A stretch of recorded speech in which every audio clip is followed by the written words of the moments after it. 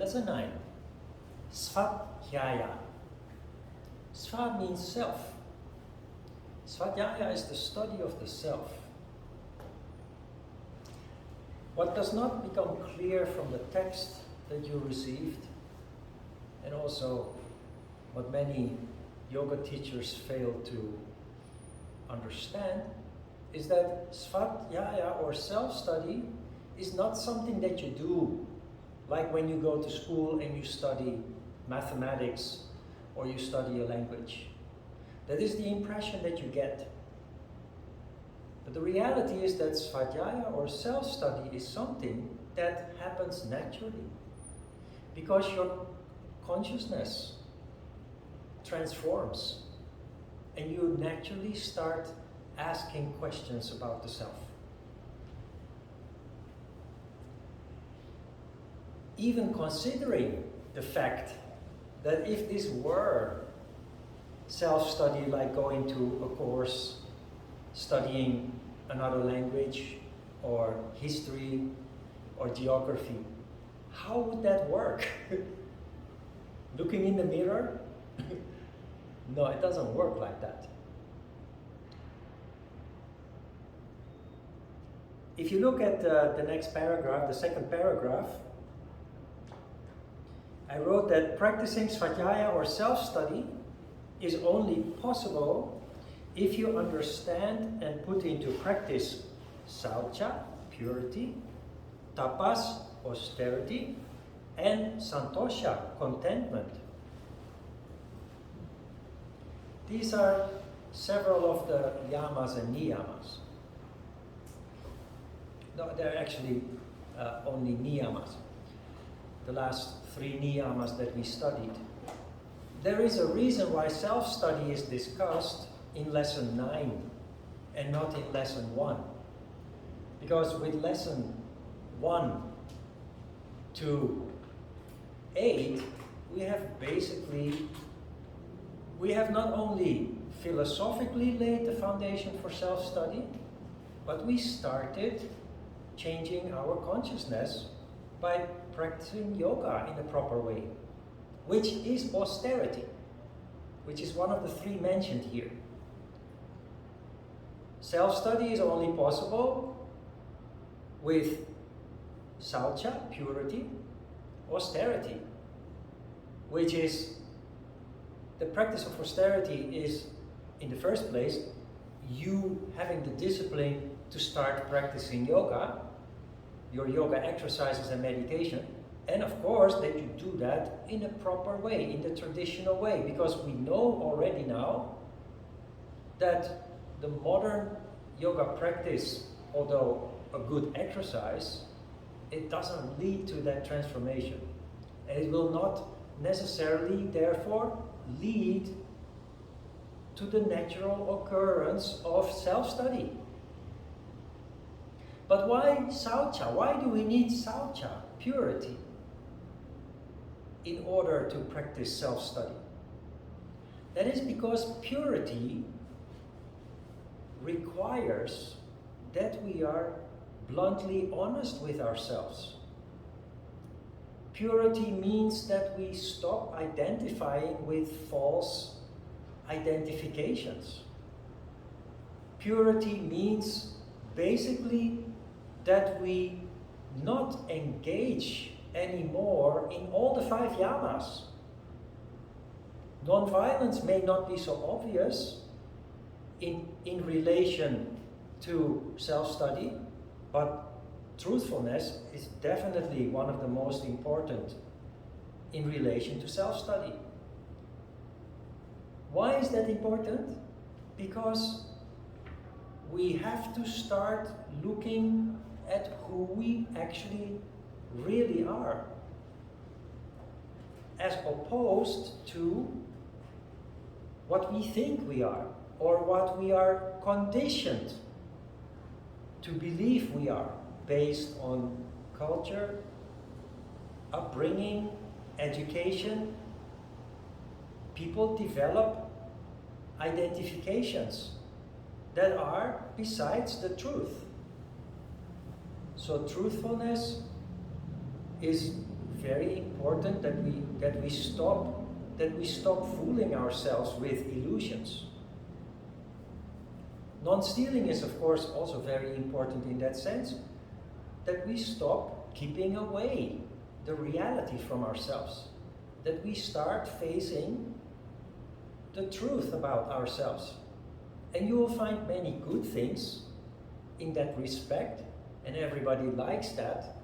But of course the big obstacle is that we also will have realizations, we will also have insights that lead us to realize not such nice aspects of ourselves, not such nice memories or characteristics of ourselves. And that is where we have to be pure, we have to be honest, we have to stop denying the reality, the truth.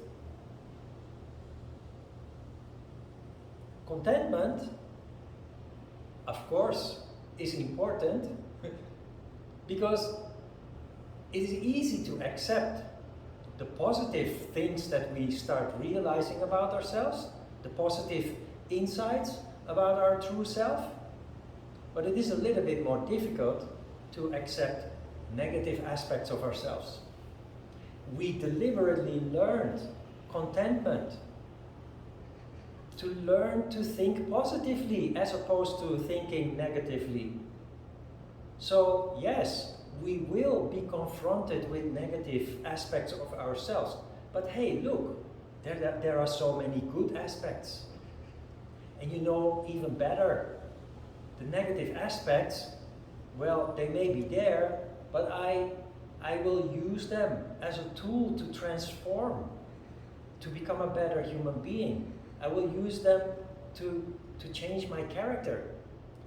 Because when you develop insights into negative aspects, it is only natural that you're going to want to change that.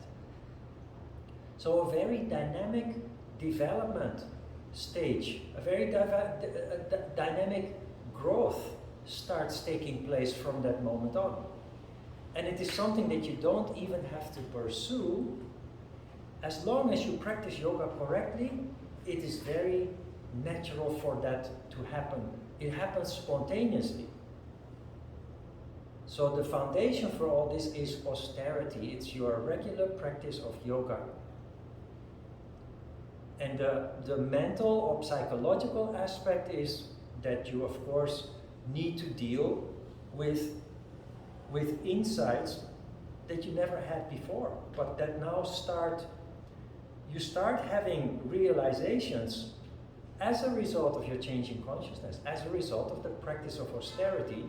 You develop a consciousness that leads to insight in yourself. Yoga, the whole science of yoga, started when human beings developed consciousness. And the first thing that we do, not only 100,000 years ago, but also now, the first thing that people do who start opening up consciousness is to ask questions about, who am I?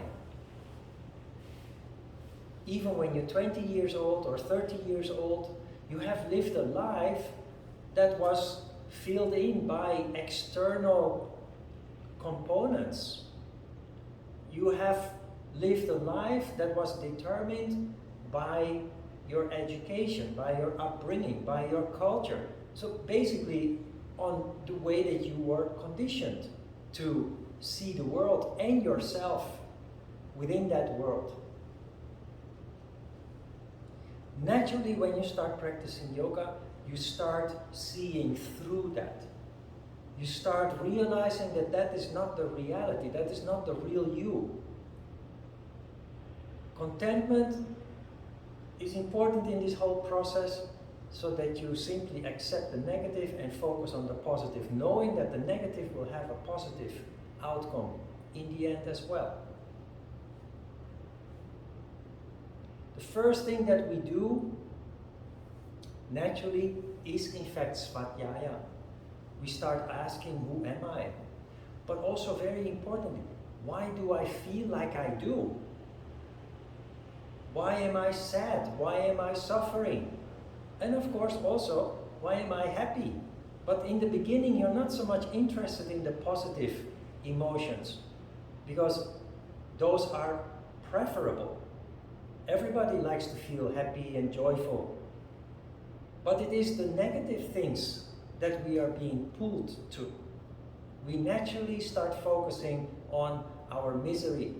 Why am I sad? Why do I feel depressed? Why am I having conflict? Conflict with my family, or conflict with my colleagues, or conflict with myself. It is very natural that in the beginning of your opening consciousness, that first you start to ask questions about yourself. Svadhyaya. It happens very naturally, very spontaneously. You don't have to sit behind the desk with a book that is titled Study of the Self, and now I'm going to be seriously studying myself. It doesn't work like that. It's very superficial. All you have to do, and this is important, this is of course the key, practice, because it is practice that fuels that awakening of the transformation of consciousness.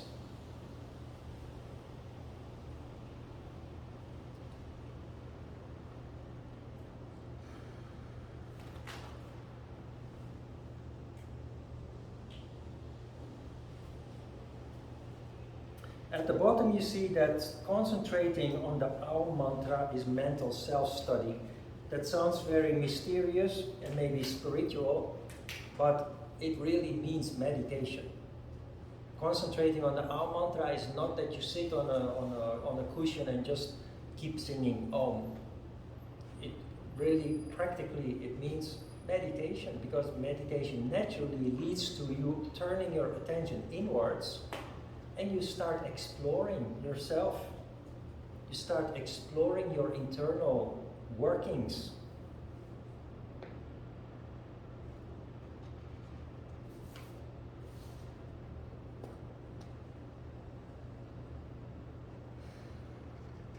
Page 2 starts with a paragraph that the first sentence says, yoga opens the cosmic memory.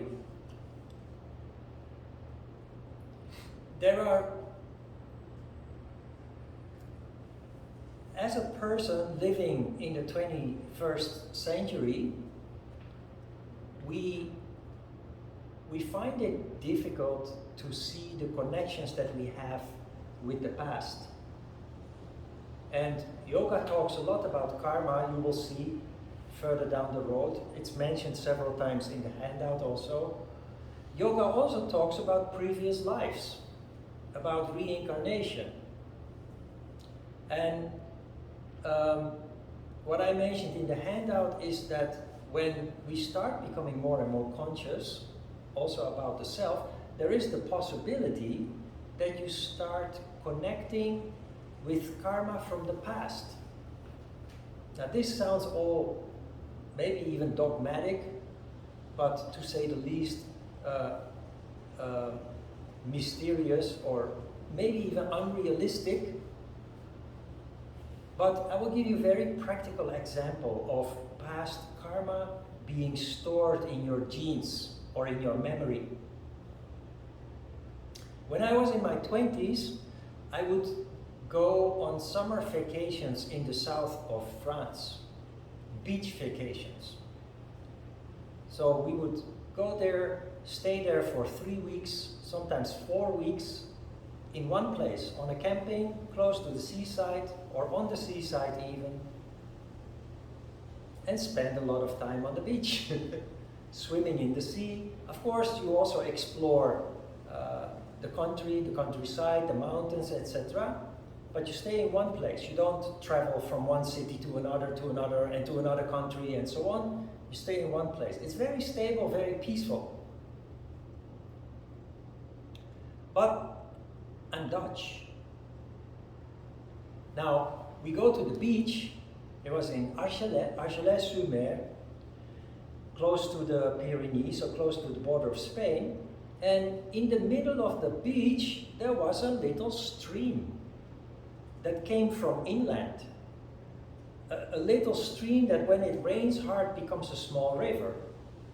So that little stream went it divided the beach basically in two, but it was small enough for people to step over and to walk the beach. It was not big enough to keep people from moving. So naturally, streams do not go straight like a canal. They go like this.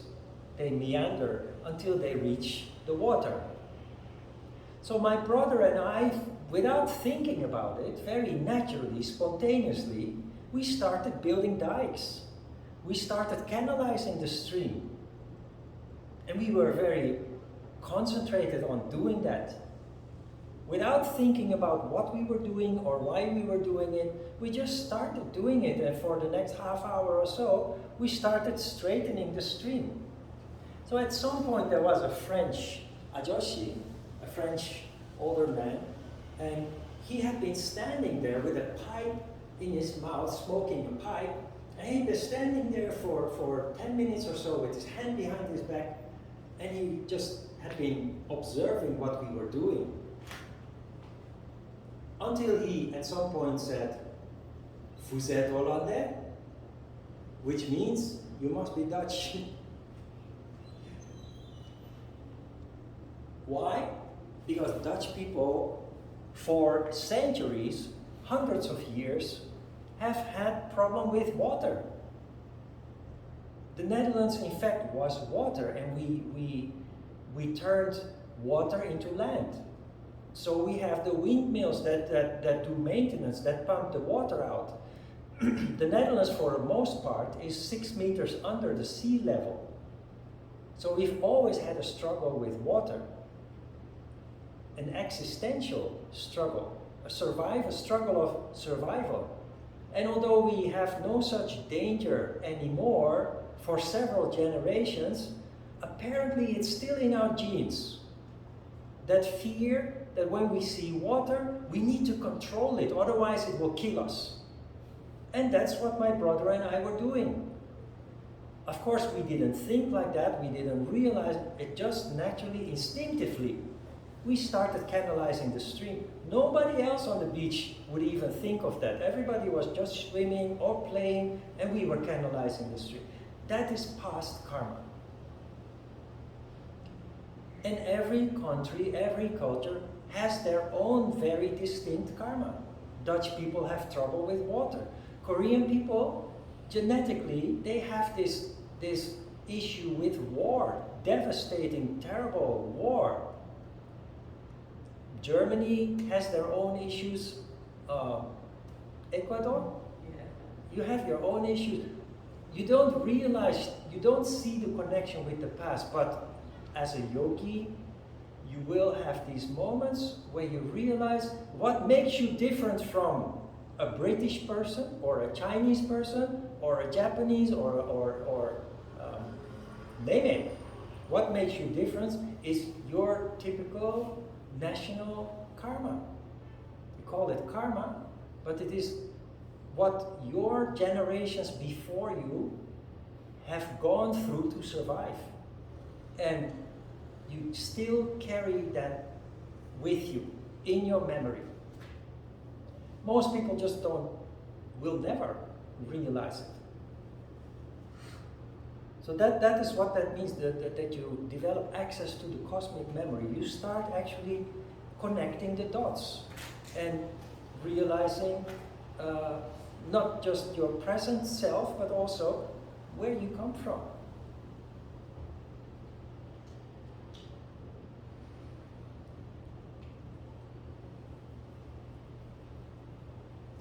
In that same paragraph, there is something about education.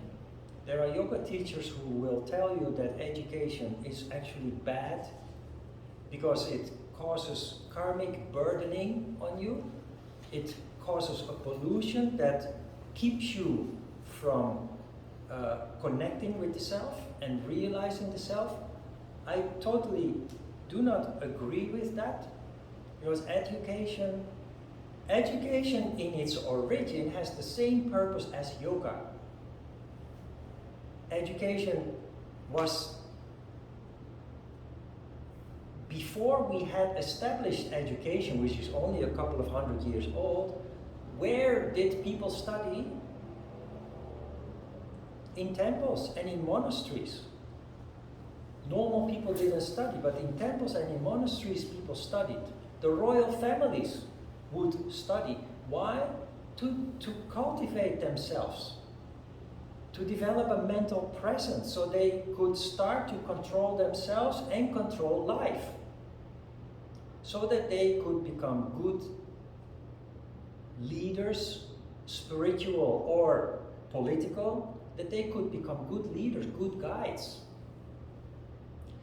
The issue that modern yogis have with education is that it has overshot the goal. We have ended up having to memorize lots of things that we are not interested in. Ask any student and they will tell you which subjects they don't like. They have one or two very favorite subjects, but there are many subjects they don't like. And yet, they have to study it. And yet, they have to memorize it. And that memorization, it's like a computer hard disk. You download a lot of programs on that hard disk, and the hard disk will then slow down. The programs slow down. And it adds to you a lot of data, a lot of information that is not related to you. And that is why yogis have an issue with this. For me, what I see is education lays a very good foundation.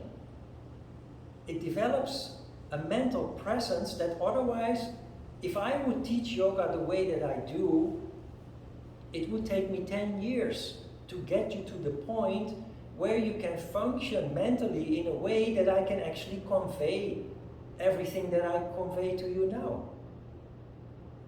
But since you have been enjoying or you have been subjected to compulsory education for the first 15 to 20 years of your life, that work has already been done. And all we have to do is give you insight. You have been going up with all your education, but with a lot of pollution. And what we try to do now is to come down a little bit so that you can come to the core of what is important to know, so that you can get rid of all the pollution one by one, little by little, and you start focusing on those things that actually really matter, that you have close to heart, things that you are enthusiastic about and things that you love. But education lays a very good foundation, no mistake about that. With yoga, we try to come down to the middle, using that foundation that has been laid by compulsory education, and add to that a new dimension, a dimension of self, a dimension of consciousness. And then everything that you have learned in school will also start making sense. Mental self-study also means to follow your own path in life.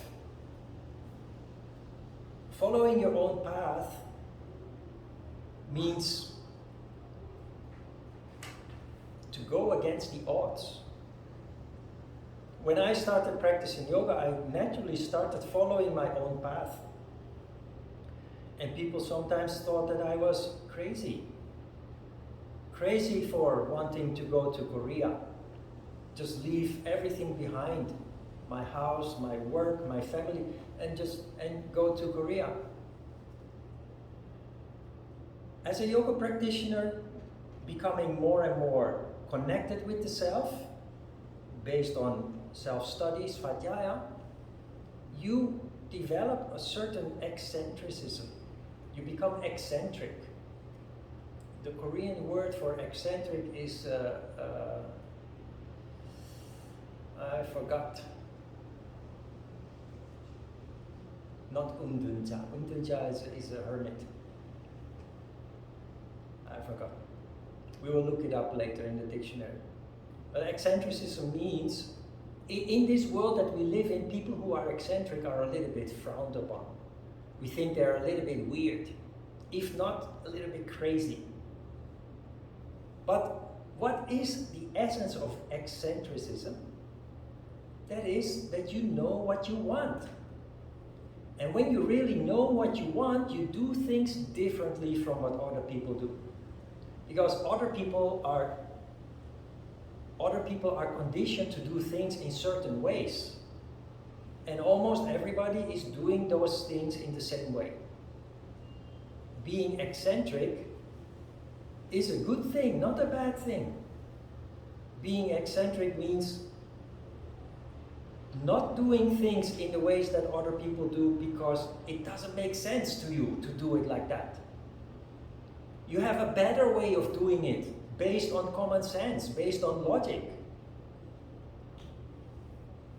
But because the masses of the people function in a certain conditioned way, and one person functions differently, they will actually think that the one person functioning differently is a little bit crazy or weird.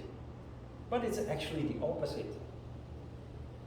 It's like thinking that you are a black sheep, while actually then later realizing that you are the white sheep and that the others are the black sheep in life.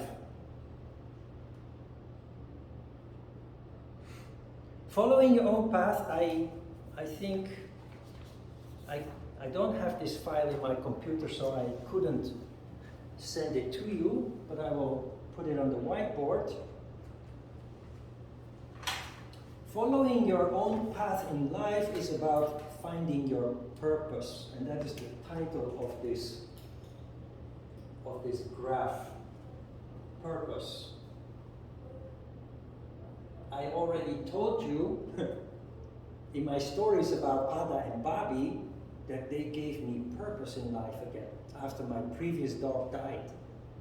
Life without purpose, especially if you've lived for many years with a purpose, life without purpose means nothing anymore. It's not interesting anymore. You might as well just die without purpose.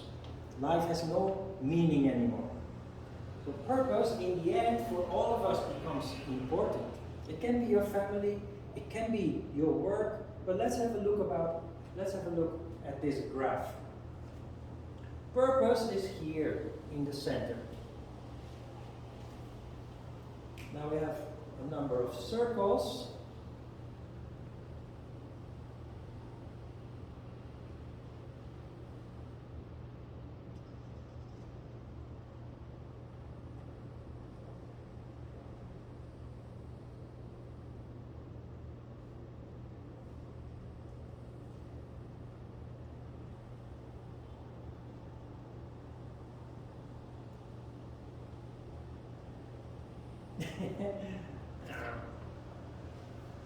Okay, well, not symmetric, but it's supposed to be symmetric. So what is purpose? Purpose starts with finding something in your life that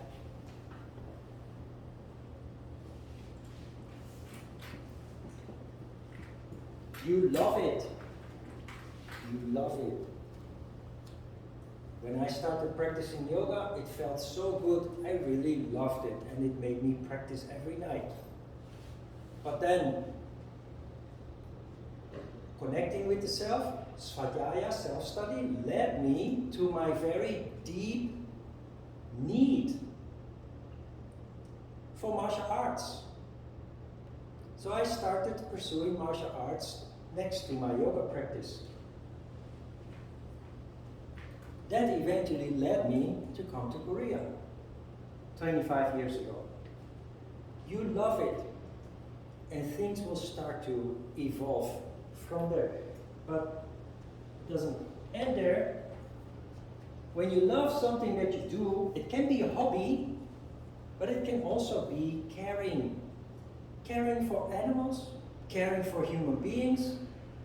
People who care for human beings, what do? They become teachers, or they work in social services to help people with mental problems or other things that people need help with.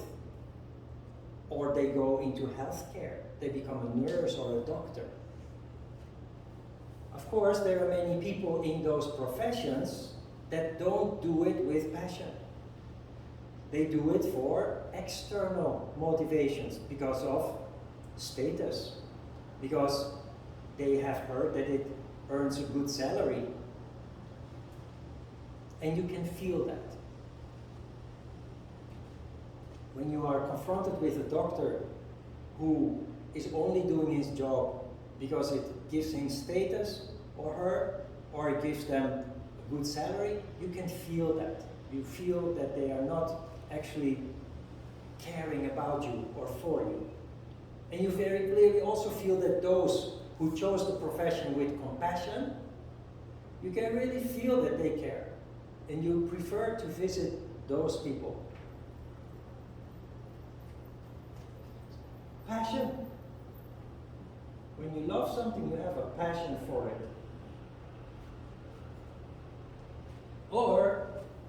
And because it goes together, you feel a sense of mission. You will go on a mission to rescue the world, to help people, to help animals. You work in a shelter, you volunteer. But when you do things that you love, what naturally happens is the following.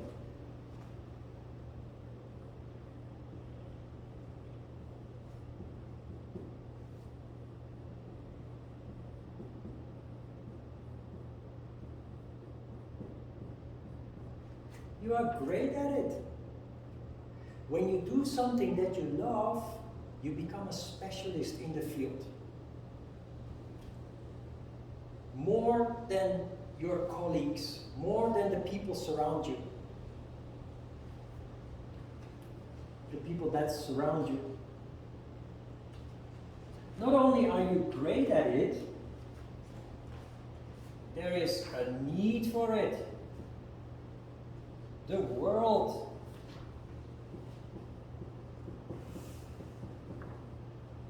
needs it. The world needs care for the environment, for other people, people in war zones, for animals that are neglected or under pressure from the developments in our material world. The world needs it. When you are great at something, at some point, it will turn into your profession. It will become your job. Like it became my job to be a yoga teacher.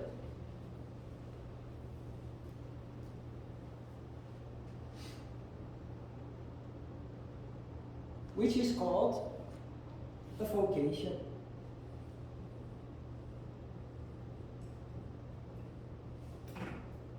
Vocation means that you do something with purpose, something with passion, compassion, something with heart.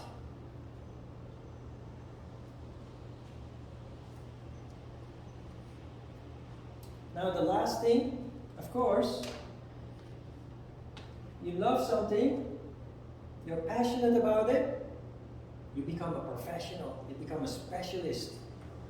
It becomes a profession, so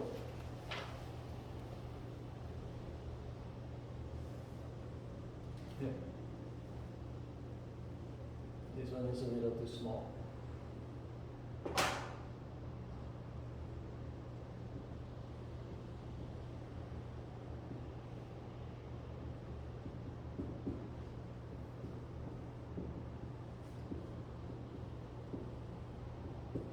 You get paid for it. How nice if you can do something and even make a living out of it. But very naturally, if you love something, you become a specialist in it, people are interested in what you have to offer. It naturally becomes your profession, you get paid for it. Let me give you a practical example. You all sometimes go to a restaurant, right? Have lunch or dinner, and subconsciously you feel what's going on in the restaurant, but you don't rationalize it. But there are restaurants where you go You open the door and they quickly usher you to your table. They're not friendly, they're not welcoming. Just quickly, sit down, here is the menu. They walk away, 2 minutes later they come again, what do you want to order? You order, you eat your food, and you pay the bill, and you leave. And you feel a little bit awkward about it. What is happening is you entered a restaurant that is managed by people who don't love what they do. They don't love food, particularly. Maybe they like to eat, but they don't love food necessarily. They're not passionate about food. And they don't love people. They're not passionate about pleasing people with a nice meal that tastes well. And when they enter the door, the entrance of the restaurant, they are welcomed with friendliness. And you feel that. And what do? You probably will not go back to that restaurant anymore. The opposite side of the picture is that you enter a restaurant of somebody who loves food and who loves to serve people food that makes them happy. You open the door and there is somebody with a big smile. Welcome, please come in. Where do you want to sit? Here, at the window, or there, in the inside? You can choose. Then you get the menu. And they stay at your table a little while and say, do you need any help? Do you want me to recommend something? Or today we have a special menu. Are you interested in that maybe? And then you order the food. The food is cooked with love, which you taste. And you're not being hurried. And when you pay the bill, the check, they thank you for your coming, for your presence, for eating their food. And you leave with a warm feeling. And the food was delicious. And what do? Not only will you come back to this restaurant, you will recommend it to other friends, to other people. You said, today I went to a nice restaurant, you should try. In a very natural way, that restaurant is much more successful than the one where the people started out of material consideration. And you know what? If you look at the statistics, most restaurants that are being started in Korea, but also elsewhere, go bankrupt within the first 2 years. They go out of business within the first 2 years. And this is the reason why. They see it as a money maker, not as something in which they can put their passion, their love, not only for the food, but importantly also for the customer.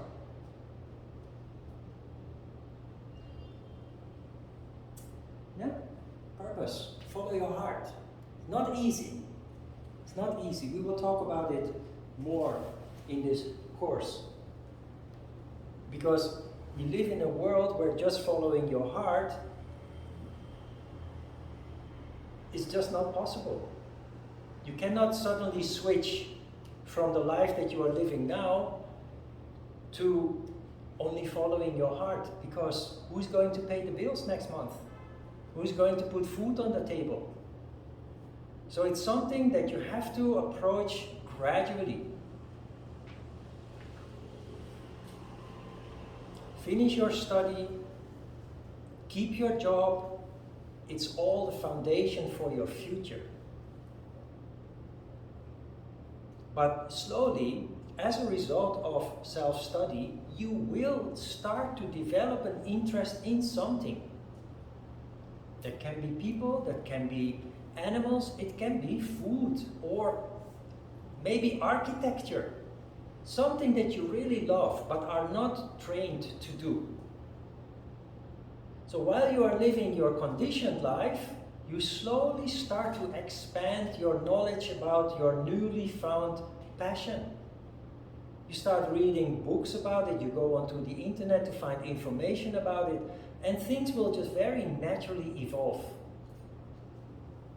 And you create a new foundation, And slowly you can shift from your conditioned life to your newly found life based on following the heart.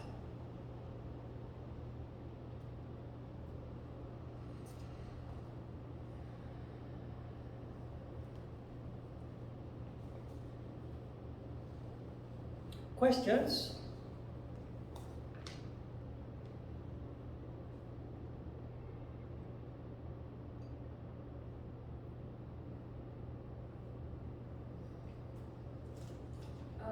When you do Yes. self-study, is it helpful to work with psychologists or any sort of other therapist, or is it more self-reflection kind of thing? Yes.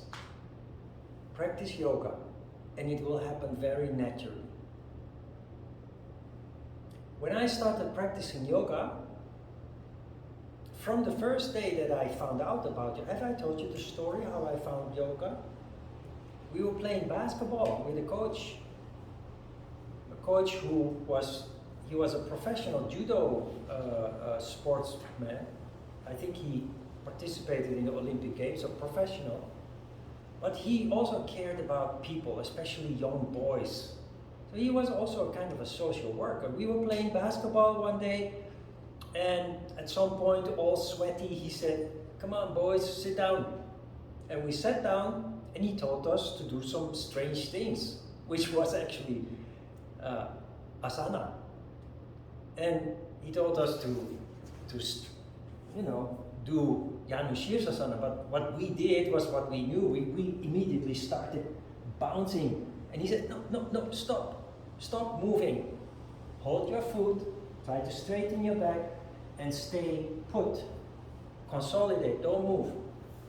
And that felt like magic. Totally different from the basketballing and the stretching with bouncing. It felt like some healing ointment was being poured into me. While we did this, some guy asked, "Hey, coach," a little bit rebellious, "Hey, coach, what the hell is this?" And the coach said, "That's yoga, my friend." So I thought, this is yoga.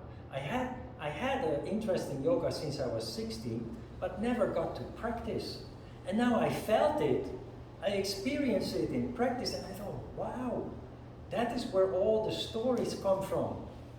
Those stories are real. It's not a fantasy. And the same day after the shower, I went to the library. I found a book about yoga, and I started practicing that very evening. But this is what happened. Because I practiced yoga every evening, at least 6 times a week, sometimes 7, almost every evening, I became very naturally self-reflective, meditative. So while other people were busy ping-ponging and doing all kinds of activities, I would sit in the windowsill and just stare out the window for hours. And it is there, in those reflections, that I connected with myself. It was not a structured meditation, sitting on a cushion, following a technique, but very natural, as a result of the changing of condition.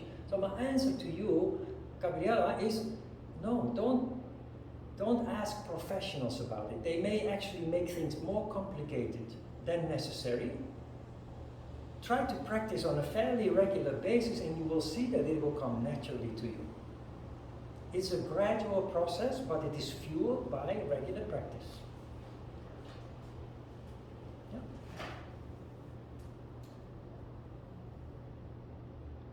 All right, let's have a short break.